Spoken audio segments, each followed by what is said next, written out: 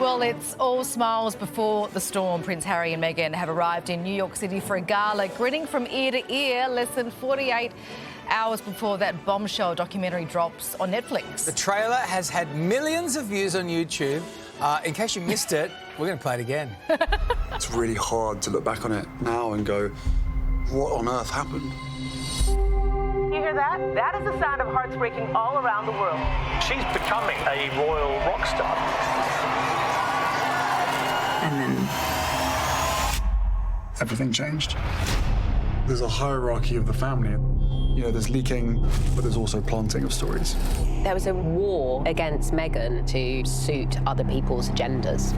It's about hatred. It's about race. It's a dirty game. The pain and the suffering of women marrying into this institution, this feeding frenzy. I realized they're never going to protect you. I was terrified. I didn't want history to repeat itself.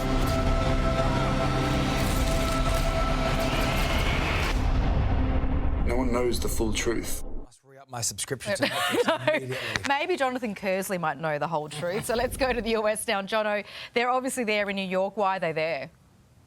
Yeah, a big night for them. This is a gala event. They touched down in the Big Apple yesterday ahead of their big night, certainly appearing to be very, very happy on the outside. They are being recognised with the Ripple of Hope Award. This is an award presented by a foundation in the name of US royalty, Robert F. Kennedy, Bobby Kennedy, the brother of JFK, and they are being recognised for their efforts in combating racial injustices, as well as advocating for better mental health services. They are being presented this award in New York tonight. It is being hosted by Alec Baldwin. Ukraine's President Vladimir Zelensky, also one of the award recipients. But this is all part of the publicity battle royale that the Sussexes knew was coming and that they have certainly been pushing for in the lead up to this highly anticipated Netflix special, which starts on Thursday. Wow, of all the people you're going to get your award from this year in 2022, Alec Baldwin is not the one that would be at the top of my list. No. Is there any word at the moment coming from the palace, or even we know that Kate Mills has been over there for the Earthshot project, about how the reactions are? Are they starting to feel a little bit anxious? Well, I think the Buckingham Palace has known for some time that this Netflix series is coming. They will most likely wait until after the series has aired to see what is said and the context in which it is said before making any sort of public comment. But interesting, we talk about this being a publicity battle royale. Take a look at what is going on right now. You've got this award taking place tonight. The first 3 episodes drop on Thursday. A week after that, the next 3 episodes drop. And on that very day, King Charles and Camilla will be joining William and Kate in a show of unity at a carol service as those final 3 Netflix episodes go to air. The one thing you can guarantee right now is that certainly these divided sides of this royal family are not singing from the same song sheet at all. And today we have seen William and Kate release a lovely black and white image from behind the scenes of the couple at the Earthshot Awards in Boston. This is very much an image fight over publicity. It is an image fight over a legacy, and strap yourselves in because this is far from over. It's interesting, those pictures you speak about, Jono. We've seen them this morning. It's a very different light for Kate and Wills compared to this dramatic trailer for Netflix for Harry and Meg. So, yeah, we'll bring them up a bit later. Jono, thanks so much. We'll chat to you again soon. Families, though, am I right? They're all the same. Is the Harry and Meghan docu-series, which is out at 7 p.m. on Thursday on Netflix, 6 p.m. if you're in Queensland. Oh.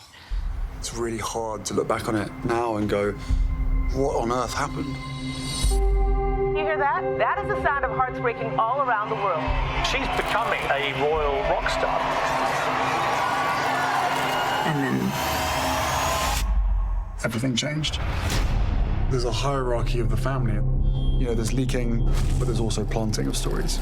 There was a war against Meghan to suit other people's agendas. It's about hatred. It's about race. It's a dirty game. The pain and the suffering of women marrying into this institution, this feeding frenzy. I realized they're never going to protect you. I was terrified. I didn't want history to repeat itself.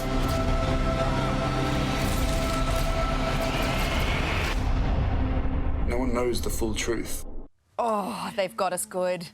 So good. Are you guys going to be watching? I feel like I could recite all the, We've seen the trailer so many times.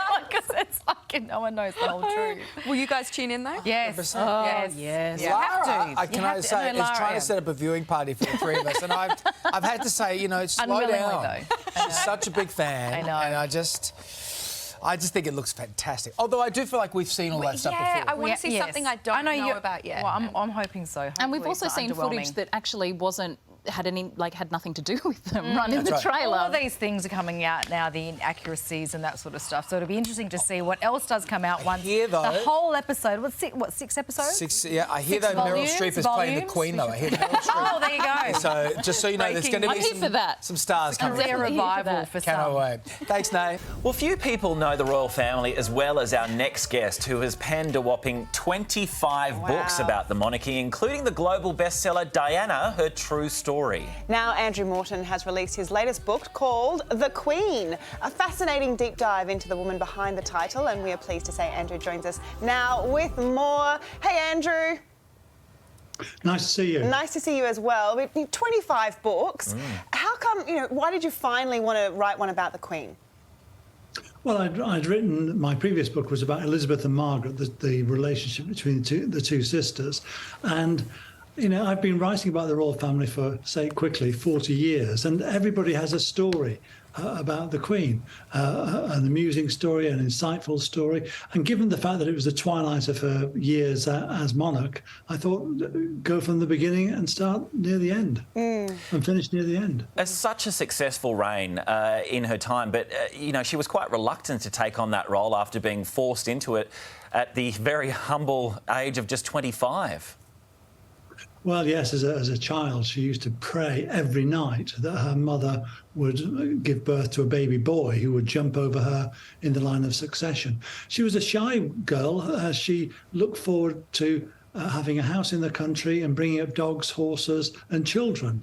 And, of course, she did that to some extent, but she's better known as this young woman who became the CEO of Great Britain Inc., Her Majesty Queen Elizabeth II. Yeah, went on to reign for 70 years after praying as a little girl. Isn't that incredible?